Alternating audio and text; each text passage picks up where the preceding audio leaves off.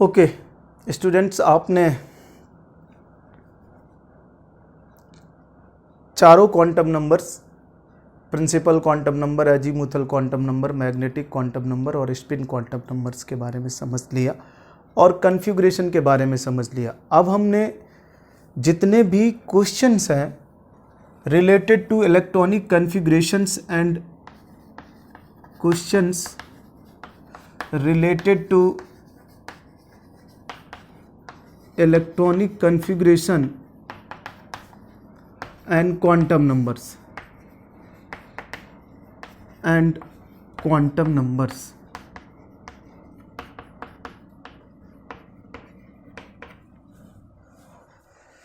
से तो हमारे पास सबसे पहला क्वेश्चन जो आता है वो इलेक्ट्रॉनिक कन्फिग्रेशन के ऊपर आता है। तो देखिए क्या है वो क्वेश्चन।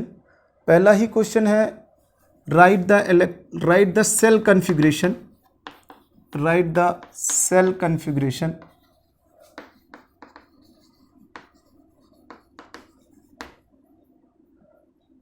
Of iron.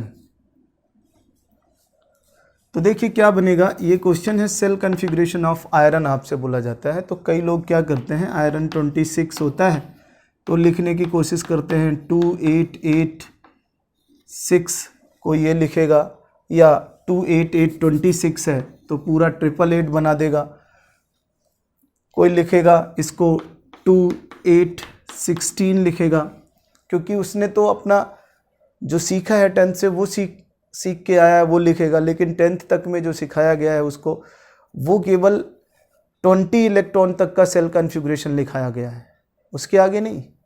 तो अगर वो इस तरह से लिखने की कोशिश करेगा डेफिनेटली गलत कर देगा।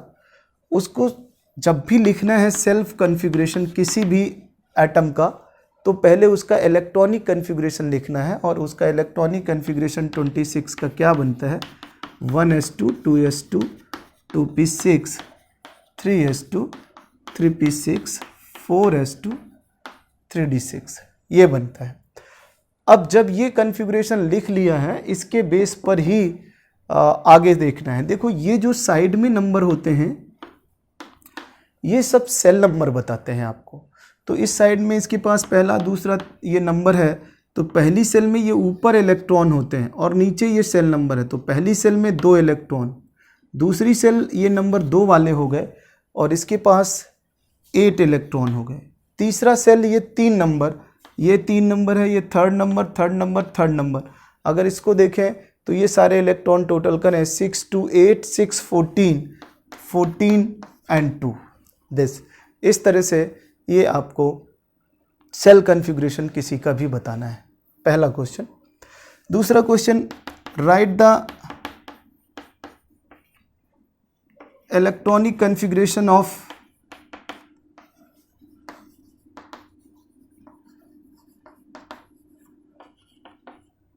(43) या तो नॉर्मल एलिमेंट्स होगा, कोई भी नॉर्मल, या फिर एक्सेप्शन होगा, या फिर आयन होगा, इसी तरह का होगा। तो बाकी ये सब हमने पीछे सीखा हुआ है। हमें जो इसका अगला क्वेश्चन है, and give the number of shell, subshell and orbital, ये कन्फिग्रेशन, और उस पे ये क्वेश्चन पूछा जाता है shell, subshell and orbital.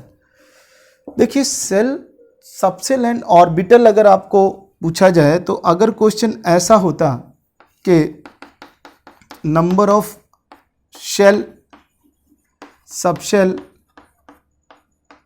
And orbital in M shell, तो जब किसी पर्टिकुलर सेल में पूछा जाता है तब आपने क्या आंसर करना है, और जब इस तरह के किसी पर्टिकुलर एलिमेंट में पूछा जाता है या किसी पर्टिकुलर एटम में, तब आपने क्या करना है। तो अगर हम यहाँ देखें तो पर्टिकुलर एटम और पर्टिकुलर सेल में फ़र्क है। एम का मतलब ये थर्ड सेल है, थर्ड सेल, और एन की वैल्यू यहाँ 3 है। और जब n की वैल्यू 3 है तो आपने पढ़ा है कि अगर सेल n है सेल n, तो सबसेल भी n होंगे, ऑर्बिटल आपके n स्क्वायर होंगे, और इलेक्ट्रॉन जो होंगे वो 2n² होंगे, जहाँ पर n आपका कोई भी सेल नंबर होता है। ये तो आपको पता है कि m सेल है तो थर्ड सेल है, तो n की वैल्यू यहाँ पर 3 आ गई। जब n की वैल्यू 3 आ गई तो यहाँ पर आप देखें कि सबसेल 3 ही बनेंगे सबसेल, और वो 3 कौन से बनेंगे सबसेल? 3s, 3p और 3d। मैंने आपको बता दिया था कि जितना सेल होता है उतना ही सबसेल होता है, और सबसेल spdf ही हो सकते हैं, और आगे जो डिस्कवर होगा वो g हो सकता है। तो spd उसके नाम हो गए, और ये 3 सेल उसके साथ में रिप्रेजेंट कर रहा है कि तीसरे का ही s है, तीसरे का ही p है, और तीसरे का ही d है। ओके, ऑर्बिटल अगर आप यहाँ रखें तो ऑर्बिटल आपके n² हो जाएंगे, 3 का स्क्वायर आप 9 रख सकते हैं। अब अगर आप अलग अलग देखें तो 3s में 1 ऑर्बिटल, 3p में 3 ऑर्बिटल और d में 5 ऑर्बिटल, आप अगर इन सब को जोड़ें तो इसका भी आंसर 9 ही निकलेगा। तो चाहे n² से आए, चाहे इससे अलग अलग चेक करें, तब भी 9 है। ये किसी पर्टिकुलर सेल के लिए, लेकिन यहाँ पर कोई पर्टिकुलर सेल नहीं पूछ रहा, वो 43rd एलिमेंट दिया हुआ है। तो देखिए जरा, इसका पहले तो कन्फिग्रेशन लिखेंगे 43 का, 1s2, 2s2, 2p6, 3s2, 3p6, 4s2, 3d10, 4p6, 5s2, 3d5 बनेगा। ये इसका कन्फिग्रेशन है। जब आप कन्फिग्रेशन लिख लें तभी आप ये किसी पर्टिकुलर एटम में शेल, सबसेल और ऑर्बिटल्स निकालेंगे।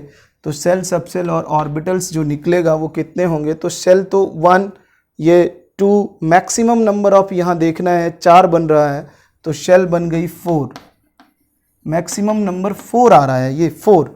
तो जितना बड़ा मैक्सिमम नंबर आएगा, सॉरी 5, n का मैक्सिमम नंबर आपने देखना है, वही सेल है। मैक्सिमम 5 सेल बन रही हैं यहाँ पर। इस 5 सेल में सबसेल कितनी बन रही हैं? तो आप 5 ही मत कर देना कि जैसे यहाँ पर 3 है तो 3 सबसेल, 4 है तो 4 सबसेल, 5 है तो 5, क्योंकि यहाँ पे पर्टिकुलर ऑर्बिट में या सेल में नहीं पूछा जा रहा, यहाँ पर क्वेश्चन इस 43 पर पूछा जा रहा है।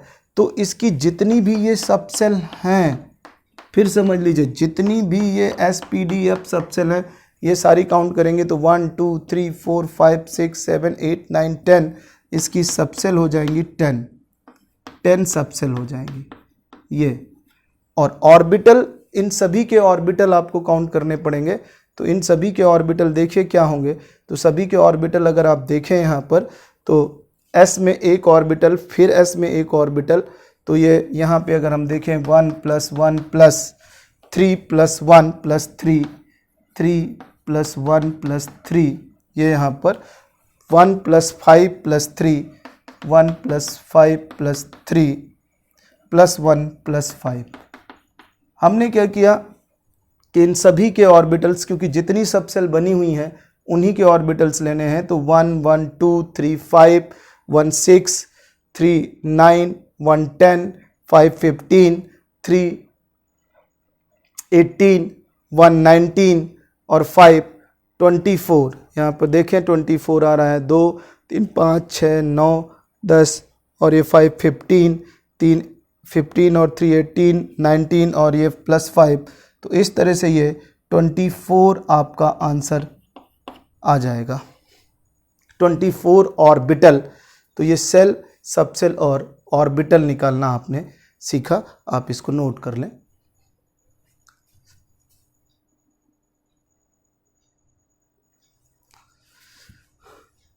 तो अब हम अगले क्वेश्चन पर आएँ, और हमारा जो क्वेश्चन है वो ये है कि हाउ मेनी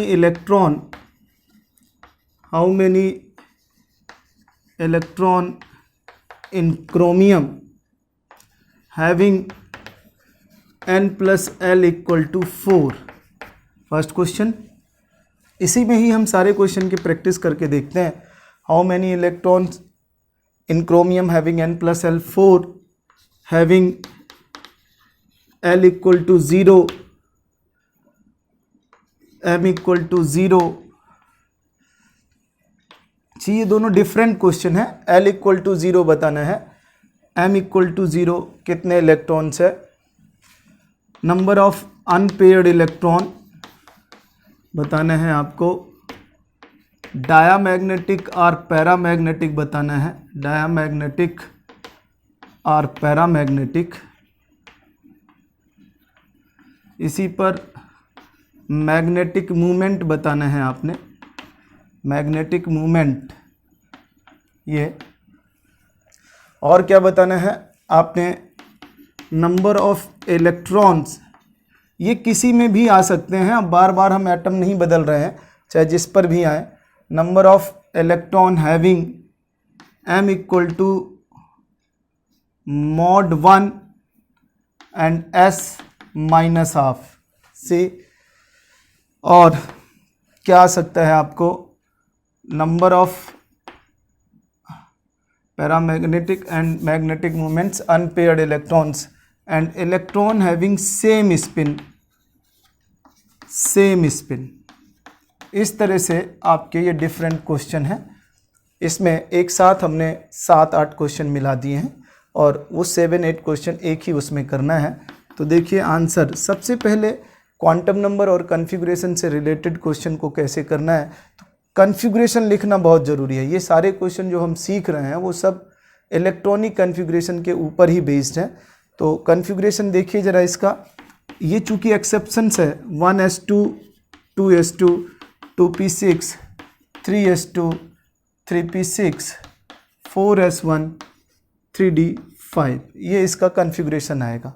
अब इसका सबसे पहले क्वेश्चन का आंसर जो करना है, आपसे पूछा है कि कितने इलेक्ट्रॉन हैं जिनके लिए n+l4 है। तो देखिए n+l4 कहाँ से आया, तो n+l4 यहाँ पर आएगा 3+1, ये 4 है, और यहाँ पे आएगा 4+0 4। तो इन दोनों के लिए n+l4 बना। तो पहला question n+l equal to 4, 7 electron हो गए, ये पहले क्वेश्चन का आंसर आ गया। दूसरा क्वेश्चन देखिए,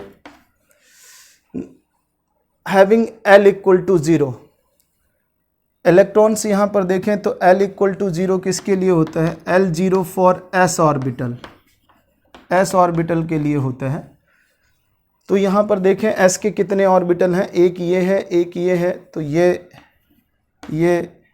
ये और ये, जिनके लिए ये है। तो अगर हम यहाँ देखें तो 7 2 2 6 2 2 4 2 6 और 1 7 इलेक्ट्रॉन हो जाएंगे। अब आज से तीसरा क्वेश्चन है अगला, electron having, third question, m equal to 0, m equal to 0 कितने इलेक्ट्रॉन है, तो एक तो वो जिनके लिए L0 होगा उनके लिए m0 ही होगा, दूसरे वो जिनके लिए L1 है तो m की वैल्यू भी -1 0 +1 बनेगी, ये तो वहाँ भी 0 हो सकता है। और अगर L2 है तो m की वैल्यू -2 -1 0 +1 और +2, तो यानी 0 तो हर एक L में आएगा ही आएगा। तो ये ध्यान रखना है आपको, तो हर एक में 0 आना ही आना है। तो अब आप देखिए कि अगर यहाँ देखें तो L0 वाले तो आपके पास 7 इलेक्ट्रॉन हो गए, तो यहाँ पर देखें तो 7 इलेक्ट्रॉन तो जिनके लिए L0 है, तो L0 तो M0 वो 7 इलेक्ट्रॉन हो गए, प्लस साथ में और कितने हैं, तो अगर आप यहाँ देखें तो P के सारे भरे हुए हैं, तो यहाँ 2P एंड 3P, 2P और 3P से देखिए, 2P और 3P, इन 2P और 3P से देखेंगे तो इन 6 में से, ये 6 में से 2 इलेक्ट्रॉन 0 वाले होंगे, तो 2 + 2, 2 यहाँ से 2P से आ जाएंगे और 2 3P से आ जाएंगे यहाँ से। और D वाले में जब आप भरेंगे तो 1 2 3 4 5, तो यहाँ पर 1 इलेक्ट्रॉन D वाले से आ जाएगा। इस तरह से 12 इलेक्ट्रॉन होंगे, 12 इलेक्ट्रॉन जिनके लिए m की वैल्यू 0 होगी। अब आगे बढ़ें, number of unpaired electron, question number 4। तो अनपेयर्ड इलेक्ट्रॉन अगर आप देखें तो सिर्फ जो कॉन्फ़िगरेशन इनकम्प्लीट है केवल वहीं अनपेयर्ड इलेक्ट्रॉन होते हैं। ये पेयर्ड है, ये पेयर्ड, ये सारे पेयर्ड, ये सारे पेयर्ड, ये अनपेयर्ड केवल इन्हीं में होंगे और उन्हीं को चेक करते हैं। तो एक तो 4s को चेक करिए तो एक अनपेयर्ड इलेक्ट्रॉन, और हुंड्स रूल से इलेक्ट्रॉन पहले सिंगल सिंगल भरना है और बाद में पेयर्ड करना है। तो इस तरह से ये 1 2 3 4 5, तो 5 + 1 6 इलेक्ट्रॉन अनपेयर्ड है, अनपेयर्ड। ओके, इसके बाद पैरामैग्नेटिक है या डायामैग्नेटिक, तो 5वां नंबर क्वेश्चन पैरामैग्नेटिक होगा। क्यों पैरामैग्नेटिक होगा? क्योंकि आपने लिखा है when unpaired electron species are paramagnetic. Okay, उसके बाद क्या देखना है आपने कि कब पैरामैग्नेटिक हो गया, आपको देखकर पता लग गया। इसके बाद लिखा हुआ है magnetic movement, question number 6, magnetic movement √n+2 bm, ये where n is the number of unpaired electron. तो 6 अनपेयर्ड इलेक्ट्रॉन निकाले हैं हमने, तो ये बनेगा 6 और ये 6 + 2, सो दिस √48 bm, ये आ जाएगा आपका। √48 को 6.9 समथिंग आप निकाल सकते हैं।